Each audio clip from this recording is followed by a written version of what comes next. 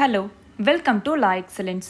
ఇవాల్టి వీడియోలో మనం ఈనాడు, సాక్షి మరియు నమస్తే తెలంగాణ పేపర్స్లోని ఇంపార్టెంట్ కరెంట్ అఫైర్స్ గురించి డిస్కస్ చేసుకుందాం.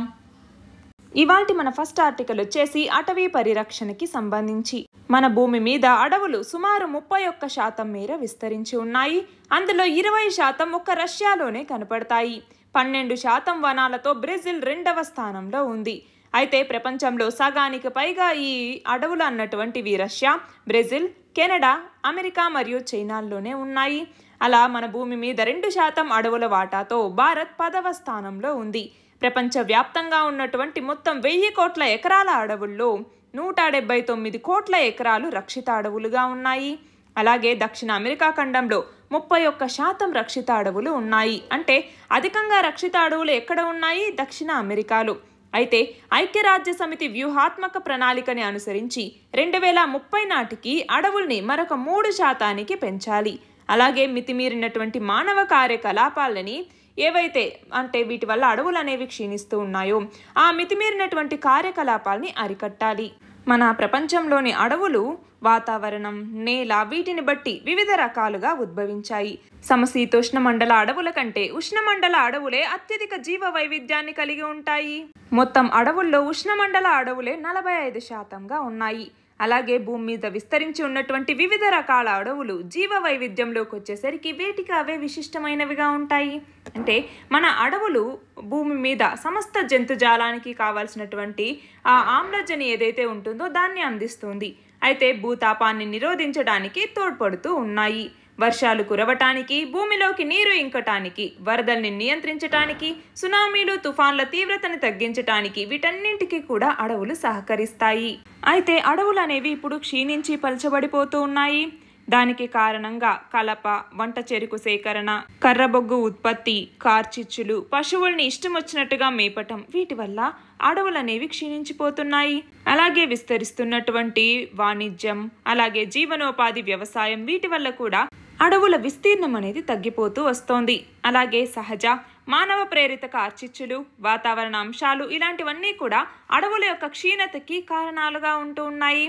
ప్రపంచానికి దాదాపు 20% ఆక్సిజన్ని అందించేటటువంటి అమెజాన్ అడవుల్లో 2019లో వచ్చినటువంటి కార్చిచ్చు వల్ల ఎంతో జీవ వైవిధ్యం అనేది దెబ్బతింది. అలాగే అమెరికా, ఆస్ట్రేలియా, ఇండోనేషియా, భారత్ వీటిలో కూడా కార్చిచ్చులు అనేవి ఎక్కువగా వస్తూ ఉంటాయి. కార్చిచ్చుల్లోకి వచ్చేసరికి 90% మానవ ప్రేరేపితమైనవే ఉంటాయి. ఐక్యరాజ్య సమితి అనుబంధ ఆహార వ్యవసాయ సంస్థ 2 ఏళ్ల క్రితం ఒక నివేదికని విడుదల చేసింది. అందులో మనం చూస్తే ప్రపంచవ్యాప్తంగా 1990 నుంచి కూడా 42 కోట్ల హెక్టార్లలో అడవులు అనేవి తగ్గిపోయాయి. అయితే ప్రధానంగా ఆఫ్రికా, దక్షిణ అమెరికా ఖండాల్లో ఎక్కువగా అడవులకి నష్టం అనేది వాటిల్లింది. అలాగే 2000 నుంచి 2010 మధ్య కాలంలో పశు పోషణకి, సోయాబీన్, పామాయిల్ వాణిజ్య వ్యవసాయానికి ఇలాంటి వాటికి 40% ఉష్ణమండల అడవులు అనేవి తగ్గిపోయాయి. మరొక 33% అడవులు జీవనోపాధి వ్యవసాయం వల్ల నశించిపోయాయి. అటవీ నిర్మూలన, క్షీణత వీటి ఫలితంగా ఇటీవల ఈ హ్యూమన్ యానిమల్ కాన్ఫ్లిక్ట్ అనేది పెరిగిపోతూ ఉంది. పులులు, చిరుత పులులు, అలాగే ఏనుగులు ఇలాంటివన్నీ జనావాసాల్లోకి వచ్చి అలజడిని సృష్టిస్తూ ఉన్నాయి. కాబట్టి అడవుల్లోని ప్రాణుల యొక్క ఆవాస నష్టం సంభవించటం, మానవ కార్యకలాపాలు అటవీ ప్రాంతాల్లోకి విస్తరించటం వల్ల ప్లేగ్, సార్స్, COVID-19 ఇలాంటి జంతు సంబంధ వ్యాధులు కూడా విజృంభిస్తూ ఉన్నాయి. అందువల్ల అడవుల నిర్మూలనని, వాటిలోని జీవ వైవిధ్య నష్టాన్ని నివారించడానికి ప్రభుత్వాలు తక్షణమే కఠినమైనటువంటి నిర్ణయాలను తీసుకోవాలి. అడవుల పరిరక్షణకి ప్రతి ఒక్కరూ పాటుపడాలి అన్నట్లుగా ఈ ఆర్టికల్. ఇక్కడ క్వశ్చన్ చూడండి. భూమి మీద అడవులు ఎక్కువగా ఉన్న దేశాల్లో భారతదేశం ఎన్నవ స్థానంలో ఉంది? 10వ స్థానంలో ఉంది.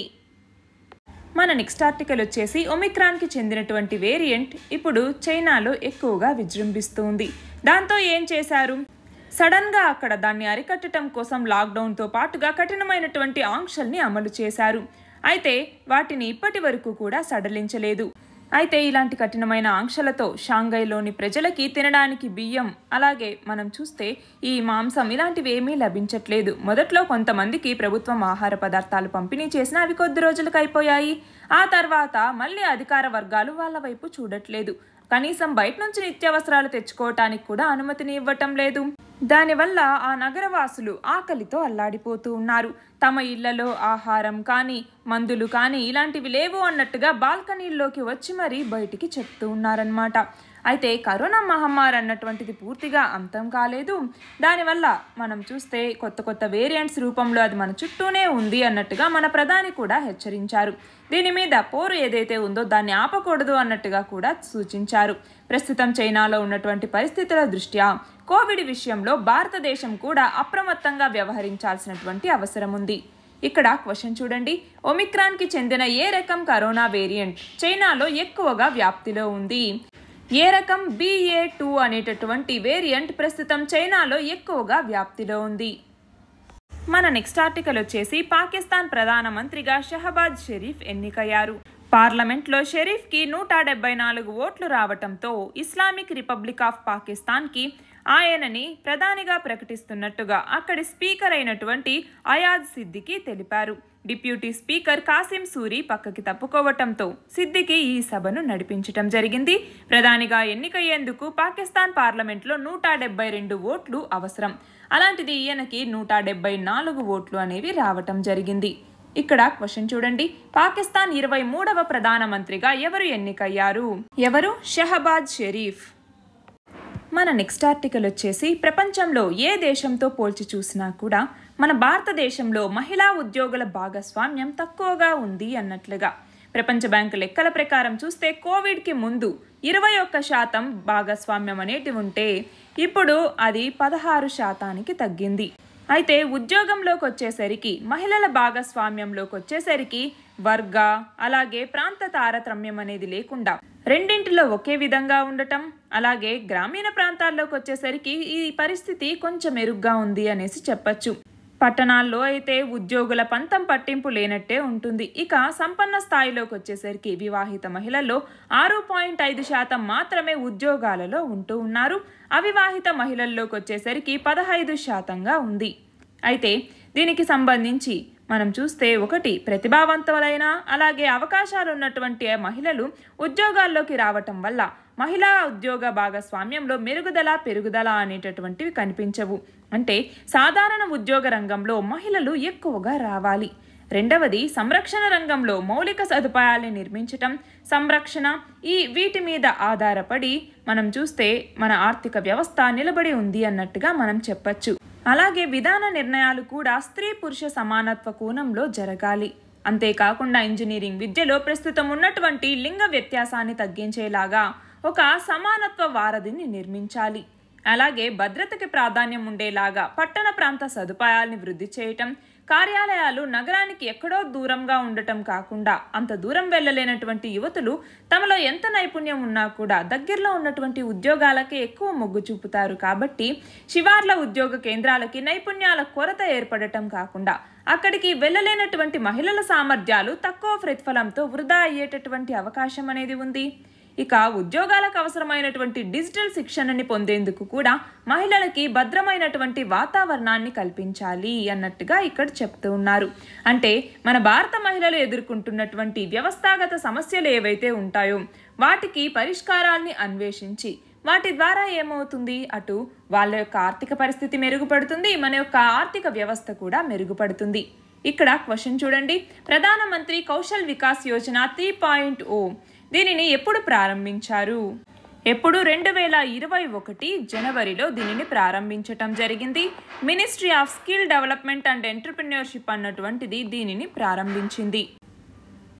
మన నెక్స్ట్ ఆర్టికల్ వచ్చేసి పోషకాహార లోపానికి సంబంధించి. మనం చూస్తే పోషకాహార లోపంతో బాధపడేటటువంటి 5 ఏళ్లలోపు చిన్నారులు ఏపీ రాష్ట్ర వ్యాప్తంగా సుమారు 2.50 లక్షల మంది వరకు ఉంటారు అన్నట్టుగా అంచనా. మరి ఎలా తెలుసుకుంటారు పోషకాహార లోపంతో బాధపడుతున్నారనేసి? అంటే అంగన్వాడీ కేంద్రాల్లో నెల పిల్లల యొక్క ఎత్తు, బరువు ఇలాంటి వివరాలని సేకరించి ఏపీలో అయితే వైఎస్ఆర్ సంపూర్ణ ఆరోగ్య పోషణ అనేటటువంటి యాప్ ఉంది, అందులో నమోదు చేస్తారు. ప్రపంచ ఆరోగ్య సంస్థ ప్రమాణాలతో పోల్చి చూసి లోపాన్ని అంచనా వేస్తారు. అయితే ఏపీ రాష్ట్ర వ్యాప్తంగా అంగన్వాడీలో 5 ఏళ్లలోపు పిల్లలు 27.70 లక్షల మంది ఉంటే జనవరికి వచ్చేసరికి ఇందులో 26.48 లక్షల మంది చిన్నారుల యొక్క ఎత్తు బరువుని కొలవటం జరిగింది. అయితే చిన్నారుల్లో వయసుకు తగ్గ బరువు ఎత్తు లేకపోవటాన్ని మనం పోషకాహార లోపం అనేసి చెప్తూ ఉంటాము. అయితే గత నెలలో నమోదైనటువంటి వివరాల్ని పరిశీలిస్తే వయసుకు తగినటువంటి ఎత్తులేని చిన్నారులు 1,89,000 మంది ఉన్నారు. అలాగే వయసుకు తగినటువంటి బరువు లేనటువంటి పిల్లలు 35,000 మంది ఉన్నారు. ఎత్తుకు తగినటువంటి బరువు లేనటువంటి వాళ్ళు 43,000 మంది ఉన్నారు. అయితే ఇందులో 2-3 సమస్యలు ఉన్నటువంటి వాళ్ళు కూడా ఉన్నారు. ఇక్కడ క్వశ్చన్ చూడండి, గ్లోబల్ హంగర్ ఇండెక్స్ని ఎవరు ఇస్తారు?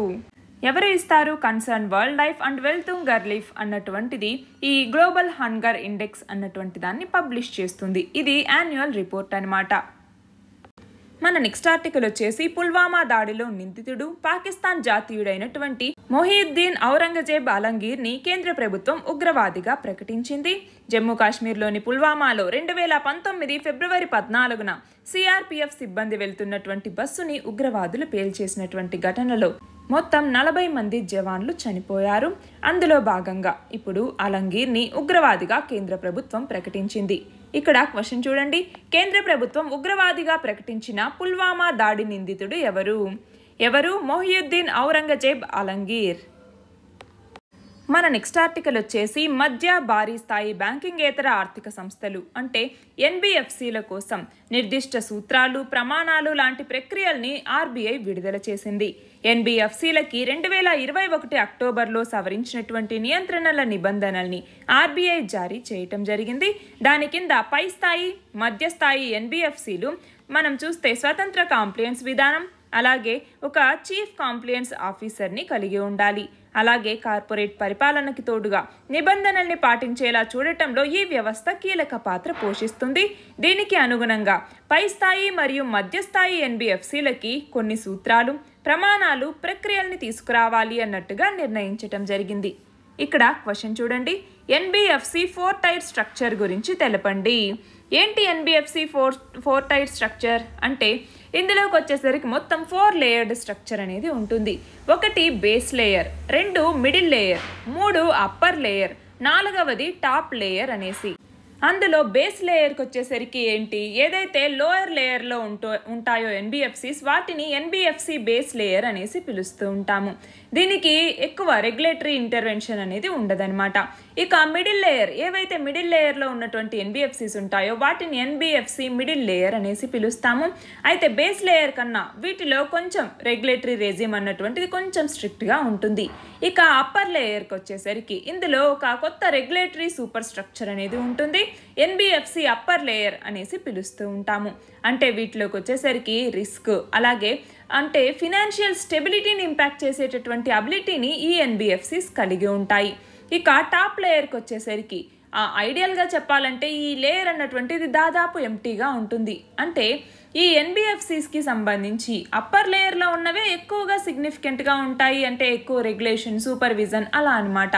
అయితే ఈ ఎన్బిఎఫ్సిస్ ఏవైతే టాప్ లేయర్లో ఉంటాయో అవి వచ్చేసరికి అంటే ఈ టాప్ లేయర్ పిరమిడ్ ఆల్మోస్ట్ ఎంటీగా ఉంటుందన్నమాట. అందుకే ఈ అప్పర్ లేయర్ అలాగే మిడిల్ లేయర్కి సంబంధించి అంటే ఏంటి, ఇందాకే చెప్పుకున్నాము మధ్యస్థాయి అలాగే పై స్థాయి ఎన్బిఎఫ్సిస్కి ఇప్పుడు కాంప్లయన్స్ విధానాన్ని తీసుకొచ్చారు అన్నట్టుగా. ఎందుకంటే ఈ టాప్ లేయర్ అన్నటువంటిది ఆల్మోస్ట్ ఎంటీగా ఉంటుంది ఎన్బిఎఫ్సిస్కి. మన నెక్స్ట్ ఆర్టికల్ వచ్చేసి దేశవ్యాప్తంగా స్త్రీ వ్యతిరేక హింసని కట్టడి చేసేందుకు కేంద్ర హోం మంత్రిత్వ శాఖ హైదరాబాద్తో సహా 8 నగరాల్లో సేఫ్ సిటీ ప్రాజెక్ట్ అనేటటువంటి పేరుతో పథకాన్ని ప్రారంభించింది. దీనికి నిర్భయ నిధి కింద 60% నిధుల్ని కేంద్రం ఇస్తే 40% నిధుల్ని రాష్ట్ర ప్రభుత్వాలు భరించాలి. అయితే వీటిలో ఈ 8 నగరాల్లో ఉత్తరప్రదేశ్ రాజధాని అయినటువంటి లక్నో అన్నటువంటిది ముందు వరుసలో ఉంటే హైదరాబాద్లో ఇప్పుడిప్పుడే మౌలిక సదుపాయాలని కల్పిస్తూ ఉన్నారు. ఈ ప్రాజెక్టు కింద ఒక్కొక్క నగరానికి 272 కోట్ల రూపాయలని కేటాయించారు. ఈ పథకానికి సంబంధించి హైదరాబాద్లోకి వచ్చేసరికి మహిళలు, యువతులు వేధింపులకు గురవుతున్నటువంటి ప్రాంతాల్లో షీ టీమ్స్ యొక్క నిఘా ఉంచటంతో పాటు ఈ ఆకతాయిల్ని రెడ్ హ్యాండెడ్గా పట్టుకోవటం కోసం ప్రత్యేక బృందాల్ని కూడా ఏర్పాటు చేశారు. అయితే లక్నవూలోకి వచ్చేసరికి వేధింపులు ఎక్కువగా ఎదుర్కొంటున్న వాళ్ళు ఫోన్లు చేయాల్సిన అవసరం లేకుండా హాట్స్పాట్లలో కృత్రిమ మేధతో కూడినటువంటి సీసీ కెమెరాల్ని ఏర్పాటు చేశారు. అవి మహిళల యొక్క ముఖ కవలికల్లో మార్పుల్ని గమనించి సమీప పోలీస్ స్టేషన్లలో సమాచారం ఇస్తాయి. పింక్ ఆర్మీ అనేటటువంటి పేరుతో 100 బైకులు 20 పెట్రో కార్లు నిరంతరం గస్తీ నిర్వహిస్తున్నాయి. ఇక్కడ క్వశ్చన్ చూడండి, సేఫ్ సిటీ ప్రాజెక్ట్ని ప్రారంభించిన మంత్రిత్వ శాఖ ఏది? ఏ మంత్రిత్వ శాఖ? కేంద్ర హోం మంత్రిత్వ శాఖ. మన నెక్స్ట్ ఆర్టికల్ వచ్చేసి ఆలివ్ రిడ్లీ తాబేళ్లకి సంబంధించి. ఆలివ్ రిడ్లీ తాబేళ్లలో దాదాపు 7 రకాల జాతులు ఉన్నాయి. అందులో 5 రకాలు జపాన్, ఆస్ట్రేలియా, న్యూజిలాండ్ వీటిలో ఎక్కువగా ఉన్నాయి. 2 అడుగుల వెడల్పు, 50 కిలోల బరువు వరకు ఇవి ఉంటాయి. అయితే ఎక్కువగా ఆలివ్ రిడ్లీ తాబేళ్లు మన దేశంలో ఒడిశాలో, ఇక్కడ చూడండి, ఈ ఒడిశాలో ఎక్కువగా ఈ ఆలివ్ రిడ్లీ తాబేళ్లు అనేవి ఉండగా ఆంధ్రప్రదేశ్ 2వ స్థానంలో ఉంది. అయితే ఆలివ్ రిడ్లీ తాబేళ్లు గుడ్లు పెట్టి పిల్లలుగా మారటానికి 28 నుంచి 32 డిగ్రీల మధ్య ఉష్ణోగ్రత అనేది అవసరం. 30 నుంచి 32 డిగ్రీల మధ్య జన్మిస్తే ఆడ తాబేలు అవుతుంది. తక్కువ ఉష్ణోగ్రతలో మగ తాబేళ్లు జన్మిస్తాయి. అంటే మనం చూస్తే ఈ తాబేళ్ల వల్ల పర్యావరణానికి ఎంతో మేలు అనేది ఉంటుంది. సముద్రంలో ఆక్సిజన్ శాతాన్ని పెంచేందుకు, చేపలు వృద్ధి చెందేందుకు ఇవి చాలా దోహదం చేస్తాయి. చేప పిల్లల్ని తిని జీవించేటటువంటి జెల్లీ చేపల్ని తాబేళ్లు ఆహారంగా తీసుకోవటం వల్ల చేపల ఉత్పత్తి అనేది పెరుగుతుంది. ఈ తాబేళ్లు ఎంత లోతులో ఉన్నా ప్రతి 45 నిమిషాలకు ఒకసారి నీటిపైకి వచ్చి ఆక్సిజన్ని తీసుకుని లోపలికి వెళ్తూ ఉంటాయి. నీటిలో పైకి కిందకి వెళ్ళి రావటం వల్ల ఆక్సిజన్ శాతం అనేది పెరుగుతుంది. దీనివల్ల పర్యావరణానికి కూడా ఎంతో మేలు అనేది జరుగుతుంది. అలాంటి ఆలివ్ రిడ్లీ తాబేళ్లని హేచరీల ద్వారా వాటి యొక్క గుడ్లని సంరక్షిస్తున్నారు అన్నట్లుగా ఈ ఆర్టికల్. ఇక్కడ క్వశ్చన్ చూడండి, ఆలివ్ రిడ్లీ తాబేళ్లు ఎదుర్కొంటున్న ముప్పు గురించి తెలపండి. అంటే ఏమేం థ్రెట్స్ ఎదుర్కొంటున్నాయి అన్నట్టుగా. ఏంటి? ఒకటి వచ్చేసరికి మెరైన్ పొల్యూషన్, ఇది ఒక థ్రెట్. రెండవది వచ్చేసరికి హ్యూమన్ కన్జంప్షన్, అంటే వీటి యొక్క మీట్ కోసం, అలాగే వాటి యొక్క షెల్, లెదర్, ఎగ్స్ వీటి కోసం వీటిని పోచింగ్ అనేది చేస్తూ ఉన్నారు, అదొకటి. మూడవది వచ్చేసరికి ప్లాస్టిక్ గార్బేజ్ అనేది పెరగటం వల్ల, అంటే ఈ ప్లాస్టిక్ యొక్క డెబ్రిస్ అనేది పెరుగుతూ ఉంది. ఫిషింగ్ నెట్స్, అలాగే వదిలేసినటువంటి నెట్స్ ఏవైతే ఉంటాయో అవి, పాలిథిన్ కానీ ఇంకొన్ని గార్బేజ్, ఇవన్నీ ఏవైతే టూరిస్టులు అలాగే ఫిషింగ్ వర్కర్స్ వదిలేసినటువంటి ప్లాస్టిక్ గార్బేజ్ ఉంటుందో వాటి వల్ల వీటికి ముప్పు అనేది ఉంది. ఇక నాలుగవది ఫిషింగ్ ట్రాలర్స్, అంటే ఏంటి? మెరైన్ రిసోర్సెస్ని ఆ ట్రాలర్స్ని యూజ్ చేసి ఎక్కువగా ఓవర్ ఎక్స్ప్లాయిటేషన్ చేస్తూ ఉండటం వల్ల వీటికి ముప్పు అనేది ఏర్పడుతుంది. అయితే వీటిని ప్రొటెక్ట్ చేయటం కోసం ఆపరేషన్ ఒలివియా అనేసి, అలాగే టర్టిల్ ఎక్స్క్లూడర్ డివైజెస్ అన్నటువంటి వాటిని తప్పకుండా యూజ్ చేయాలి అన్నట్టుగా కొన్ని ఇనిషియేటివ్స్ని తీసుకురావటం జరిగింది. ఇవాంటి మన లాస్ట్ ఆర్టికల్ వచ్చేసి మద్దతు ధర లేదా ఎంఎస్పికి సంబంధించి. మనం చూస్తే 1960ల తర్వాత హరిత విప్లవం కారణంగా మన దేశ ఆహారోత్పత్తిలో వృద్ధి అనేది మనకి కనపడింది. అయితే ఇందులో నుంచే కనీస మద్దతు ధర విధానం అనేది వచ్చింది. మనం చూస్తే 1967లో ఈ కనీస మద్దతు ధర అన్నటువంటిది తెర మీదకి వచ్చింది. ఈ ఎంఎస్పిని 2 లక్ష్యాలతో తీసుకొచ్చారు. ఒకటి, రైతులకి ఈ ఎంఎస్పితో ఆర్థిక భద్రతని చేకూర్చటం. రెండవది, పేదలకి ఆహార భద్రతని కల్పించటం. అయితే ఈ విషయంలో ఆశించిన లక్ష్యాల్ని సాధించినా కూడా మద్దతు ధర కల్పించటంలో మాత్రం కేంద్రం సరిగ్గా వ్యవహరించట్లేదు అన్నట్లుగా ఈ ఆర్టికల్. మనం చూస్తే ఆర్థిక, సాంకేతిక కారణాల ఆధారంగా ఎంఎస్పి నిర్ణయాన్ని రైతులు ప్రశ్నిస్తూ ఉన్నారు. మొదటగా 2014లో బీజేపీ అధికారంలోకి వచ్చే ముందు ఎన్నికల ప్రచారంలో ఏం చెప్పింది? రైతులకు కొన్ని హామీలు ఇచ్చింది. ఏంటి? స్వామినాథన్ కమిషన్ సిఫారసుల ప్రకారం ఎంఎస్పిని కల్పిస్తాము అన్నట్టుగా. రెండవది, వ్యవసాయ ఉత్పత్తుల కనీస మద్దతు ధర ఉత్పత్తి ఖర్చు కన్నా 50% ఎక్కువగా ఉండాలి అన్నటువంటిది స్వామినాథన్ కమిటీ చెప్తోంది. అలాగే ఎంఎస్పి పెంపు అన్నటువంటిది 2014 తర్వాత చూస్తే అంతకు ముందు దానికన్నా తక్కువ ఉంది. దీంతో రైతుల్లో అసంతృప్తి అనేది నెలకొంది. స్వామినాథన్ సిఫార్సుల ప్రకారం 2006వ సంవత్సరంలో మనం చూస్తే ఉత్పత్తి ఖర్చుల మీద 50% అధికంగా మద్దతు ధరని నిర్ణయించారు. వ్యవసాయానికి అవసరమయ్యేటటువంటి అన్ని రకాల ఇన్పుట్స్ ధరలు, తరుగుదల, మూల పెట్టుబడి మీద వడ్డీ, వ్యవసాయ కుటుంబం ఇచ్చినటువంటి పని దినాల శ్రమ విలువ, అలాగే భూమి యొక్క వాస్తవ కౌలు విలువ, అలాగే స్థిర పెట్టుబడి మీద వడ్డీ, వ్యవసాయ నిర్వహణకు గాను అయిన ఖర్చులు, వీటన్నింటి కింద 10% కలుపుకొని మొత్తం ఉత్పత్తి ఖర్చుని నిర్ణయిస్తారు. అలా ఉత్పత్తి ఖర్చు కన్నా 50% అధికంగా మద్దతు ధర ఇస్తాము అనేసి కేంద్ర ప్రభుత్వం చెప్తోంది. కానీ స్థిర మూలధనం మీద వడ్డీని, అలాగే వ్యవసాయ నిర్వహణలో రైతు చేసినటువంటి శ్రమకి విలువ కట్టడం, ఇలాంటివి ఇప్పుడు కేంద్ర మద్దతు ధర నిర్ణయంలో లెక్కలోకి తీసుకోలేదు. ఇక భూమిని కౌలుకు తీసుకున్నటువంటి వాళ్ళ సంగతి ఏంటి అన్నట్టుగా వీళ్ళు అడుగుతూ ఉన్నారు. అలాంటి ఈ నేపథ్యంలో మద్దతు ధర నిర్ణయానికి ఒక సరికొత్త విధానం అవసరమవుతుంది అన్నట్లుగా ఈ ఆర్టికల్. ఇక్కడ క్వశ్చన్ చూడండి, కనీస మద్దతు ధర విధానాన్ని ఏ సంవత్సరంలో తీసుకొచ్చారు? ఏ సంవత్సరంలో? 1967వ సంవత్సరంలో. నిన్నటి క్వశ్చన్ వచ్చేసి, ఇంటర్నేషనల్ బుకర్ ప్రైజ్కి ఎంపికైన తొలి హిందీ నవల టోంబ్ ఆఫ్ శాండ్ రచయిత ఎవరు? గీతాంజలి శ్రీ. ఇవాల్టి క్వశ్చన్ వచ్చేసి, క్లైమేట్ చేంజ్ పర్ఫార్మెన్స్ ఇండెక్స్ని ఎవరు ఇస్తారు? దీని ఆన్సర్ కమెంట్ సెక్షన్లో ఇవ్వండి. కరెక్ట్ ఆన్సర్ రేపటి వీడియోలో చూద్దాం. All the very best and thank you very much.